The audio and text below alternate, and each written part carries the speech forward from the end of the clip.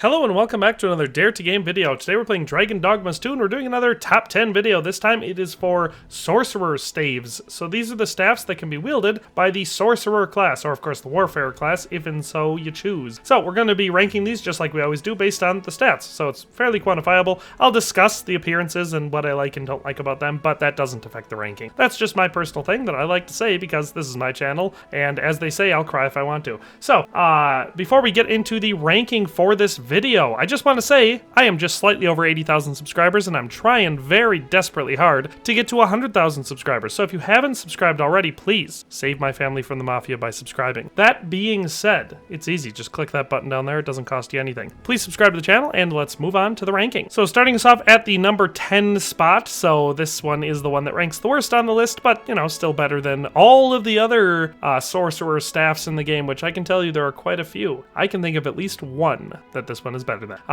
That being said, keep in mind that for the stats in this video, all of these staffs are going to be leveled all the way up to the Dragon Forged level, and the stats you see over on the right side of the screen in the little stats section also show the stats of my player character. So I will be reading the stats of just the weapon itself, and that's what it's based on. So you'll see various different stats for these weapons in your own playthroughs, but this ranking is fairly accurate, all things considered. So a level 1 staff to a level 1 staff, or a level 4 staff to a level 4 staff, across the board, this is going to be an accurate ranking. So with that being said, the meniscus, an arch staff boasting a sleek design, the branched end reminiscent of a waning moon, is laden with magical power. Stats on this one are 79 for strength, 258 for magic, 0 for slash strength, 100 for strike strength, and 55 for knockdown power, giving it a composite score of 98.4. Appearances on this one, I like it. It's basic and sleek, but I think it definitely fits with the whole mage vibe to it. It is full length walking stick size, which is one of the reasons I like the sorcerer staffs a lot better than the mage staffs in this game, because those ones are more like a scepter.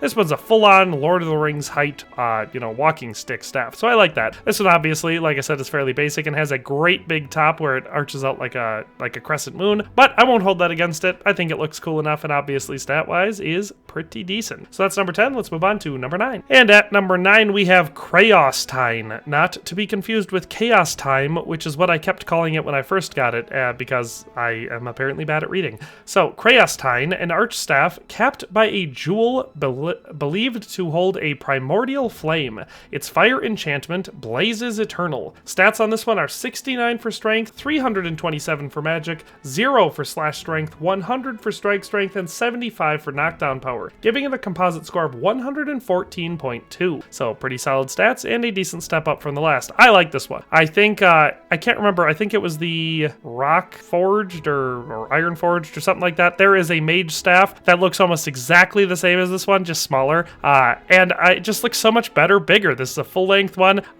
metal all the way up, got a shod butt piece down on the bottom, and then a big old fancy forged looking top that of course is just eternally on fire because of magic. So very, very cool weapon. I love the way it looks, and obviously stat wise it's pretty solid. So that's the Craostine at number 9. At number 8 we have the Plucked Heart, an arch staff topped by claws clutching a crystal heart that amplifies magic to a startling degree for its size. Stats on this one are 102 for strength, 357 for magic, 0 for slash strength, 100 for strike strength, and 83 for knockdown power, giving it a composite score of 128.4. I like this one. I got nothing to complain about look-wise. It's exactly what I would draw if I were trying to draw some sort of a wizard-type staff. I should say it's exactly what I would attempt to draw, but it would turn out looking like crap because I can't draw. But I love it. It's got the crystal clasped and the metal jaws up on the top. It's got wood and metal fused together. It looks fancy, but it also looks mystical. It's got everything going for it. The Plucked Heart is pretty dang cool. And obviously, stat-wise, also quite good. So that's number 8. At number 7, we have Anathema, an arch staff with a crown of cursed thorns plucked from the grave of an eminent sorcerer. It inflicts silence on those it strikes. Stats for this are 127 for strength, 476 for magic, 0 for slash strength, 100 for strike strength, and 45 for knockdown power, giving it a composite score of 149.6. So, again, a nice step up from the last one. This one is, I don't know, kind of groovy. Is that a word? Groovy? That's how I would describe it. It would be groovy. be.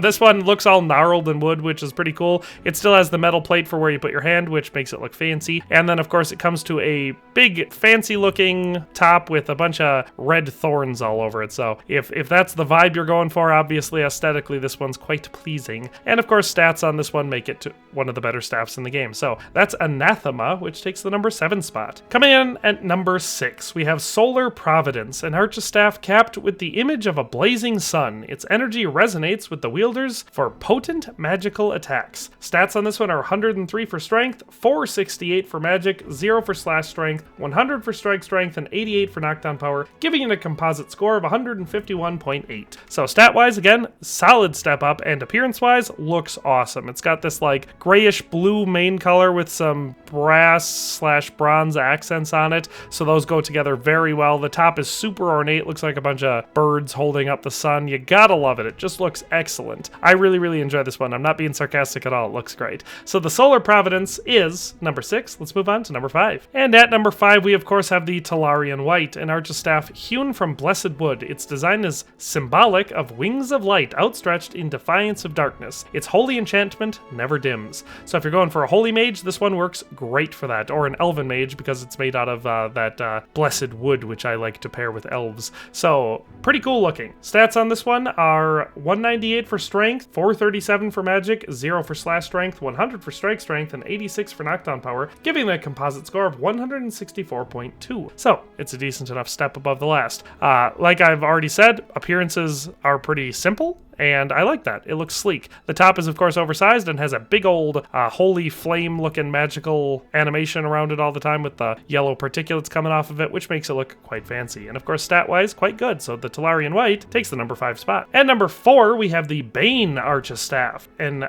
Archstaff infused with the miasma of a dragon that lived on after death, fueled by hatred. Only those fit to endure its oppressive aura may wield it. Stats for this one are 127 for strength, 518 for magic, 0 for slash strength, 100 for strike strength, and 100 for knockdown power, giving it a composite score of 169, which is of course nice.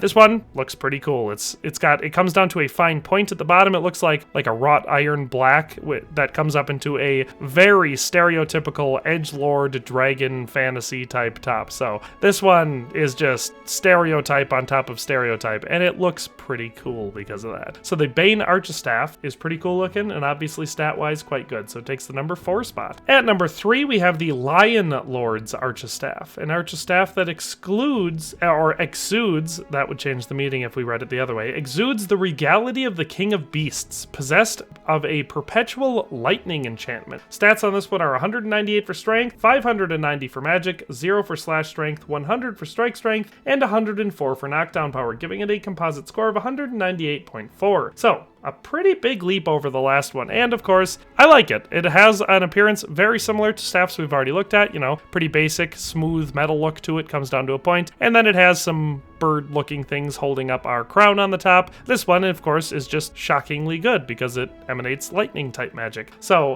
all around, I like it. Looks cool, and stats are obviously quite good. So the Lion Lord's Archstaff takes the number 3 spot. At number 2, our runner-up is Caged Fury, an Archstaff with a cage that holds a font of magical energy, responds to the caster's state of mind, and grows more powerful the greater their health. Stats for this one are 209 for strength, 608 for magic, 0 for slash strength, 100 for strike strength, and 110 for knockdown power, giving it a composite score of 205.4. So pretty cool looking. It's definitely pretty unique. I like the cage with the little firefly looking things up on top. It looks very fancy, kind of viney going all the way down it, but it's clearly made out of metal. I like it. It's one of the more unique looking appearances for a staff in this game. So that's Caged Fury at number 2. And of course at number 1 we had to have Dragon's Wit, an Archstaff worthy of its namesake. Its wielder plays host to an inhumanly powerful spirit, granting tremendous magical abilities. Stats on this one are 206 for strength, 686 for magic, 0 for slash strength, 100 for strike strength, and 120 for knockdown power, giving it a composite score of 222.4. So just phenomenally good, easily the best of all of the Sorcerer Staffs that you can get. And appearance-wise, again, we're going into all of those edgelordy,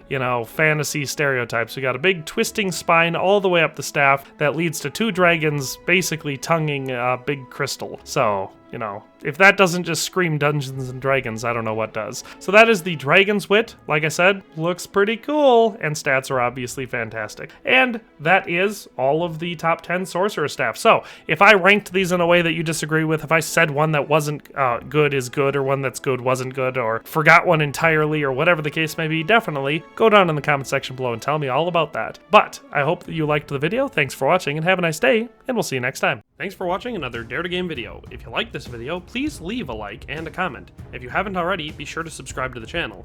If you like my content and would like to support this channel, consider becoming a member today for as little as $1.99 a month. It makes a huge difference. But in any case, thanks for watching and have a nice day. I'll see you next time.